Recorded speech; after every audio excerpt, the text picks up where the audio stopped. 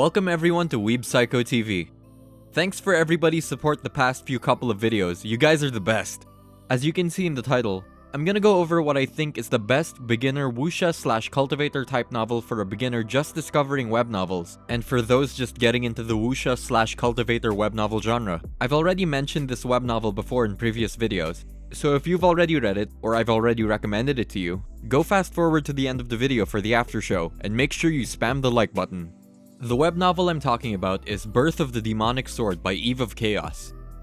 For those who haven't watched my recommendation video, go check the video in the top right corner where I give a much better general analysis of this web novel, and also mention other recommended novels. Before I go any further, I'm gonna define two different terms that you're gonna come across when you read web novel content. One is wuxia. Wuxia literally translates to martial heroes, but in the web novel terms, it means a genre of Chinese fiction warriors or cultivators often depicted as people who can perform superhuman feats of martial arts by training, or better term, cultivating their martial arts. Basically, a story about regular humans who can achieve supernatural fighting ability through Chinese martial arts training and internal energy cultivation. The second term is xianxia. Xianxia's literal translation is immortal heroes, but when related to web novels, it means a genre of Chinese fictional stories featuring many Chinese folklore and mythology, like demons, ghosts, and immortals.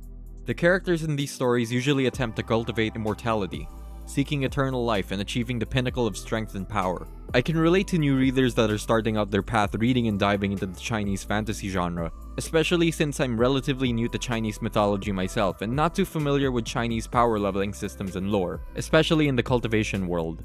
It may be quite overwhelming at times as most authors in the genre pack a lot of mythology in their novels, not taking into account new readers and American readers like myself that don't understand Taoism and Taoism. Some mythology is hard for us to wrap our minds around, especially if it's only mentioned and not fully explained in detail so that we can imagine it in our mind's eye. What I don't like about some wuxia novels, especially the ones translated to English, is that some of the naming doesn't get translated well and draws you out of the novel, making you think, what kind of name is Fat Tiger? Really? That's a reference to Custom Made Demon King. If you know, you know. Either way, go like the video. Another problem I have is it may be different for other readers, or maybe it's just me and how my brain works, is that Chinese names in these novels have a hard time staying in my head. It's hard for me to keep track of who the author is talking about, especially if the names look very similar or have similar spelling. It really drains my brain cells trying to remember some characters and takes the fun out of reading and enjoying the story. Of course, there are some exceptions to some novels and I'm able to deal with it just fine, but the majority of the time that issue is present. Even if I hear that the novel is really good, that one issue might be the deal breaker for me to not continue reading the novel. Some people may not have this issue, but it is an issue for me. If I'm not the only one here with this issue, comment down below saying you're not alone. And if it's just me, comment, I don't have an issue and you're just weird. Another issue I have with some wuxia novels is that the power leveling system is too complicated. If they have more than 4 to 5 stages in cultivation stages, that's way too much. Especially if there are sub-stages in them that have all different types of names and more than a couple of sub-stages.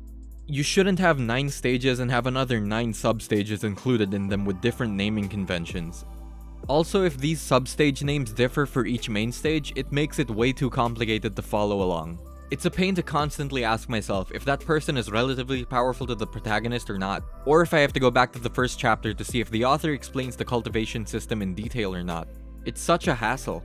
I'd rather have the author explain the system throughout the story in a way that the explanations are clear and concise to the reader. Also, if the naming of the stages follows some type of standard that you can follow throughout the novel without referring to the power leveling guide some authors provide in the beginning of the novel. Don't get me wrong, some authors can pull it off having more than 5 power leveling stages and a multitude of sub-stages, but a majority of them can't.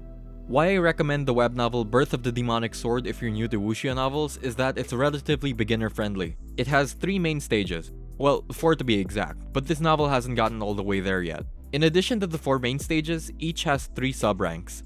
Talking to the authors viewing my channel, see, you don't need 9 stages like some novels to make a great web novel. Each sub-rank follows a simple naming convention and explains the cultivation process thoroughly, and doesn't lead to confusion as the story grows. Another reason why I recommend this novel is that the character names are in English reader friendly. It includes names we can easily recognize and differentiate, which is a huge plus in my opinion and helps the reader read and enjoy the story more fluidly. There are still some concepts that are hard to understand in Wuxia, but as my loyal viewers, I'll add a pro tip. My pro tip is that if you have any confusion on Wuxia and xianxia concepts, go check the link in the video description. I use this site to reference terms that I don't fully understand or can't fully conceptualize to make it easier to visualize in my head. Terms like meridians, chi circulation, dantians, and etc. Thank you to everyone who reached this far in the video. If you're a real one, stay for the after show that'll appear in a few seconds. I'm also gonna need everyone to subscribe if you haven't because you may miss out on all the things I got planned for this channel in the future. And if you really enjoyed this video, share it with your friends.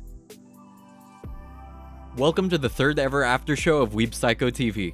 This is part of the video where we have a little fun down in the comments. For today's thing, what I want you guys to do is fill the comment section with Web Novel Cultivator. So if you enjoyed the video or want to support my channel, simply comment Web Novel Cultivator and I'll definitely heart those comments, because I appreciate everyone who stays till the end of my videos. Alright, see ya, till next time.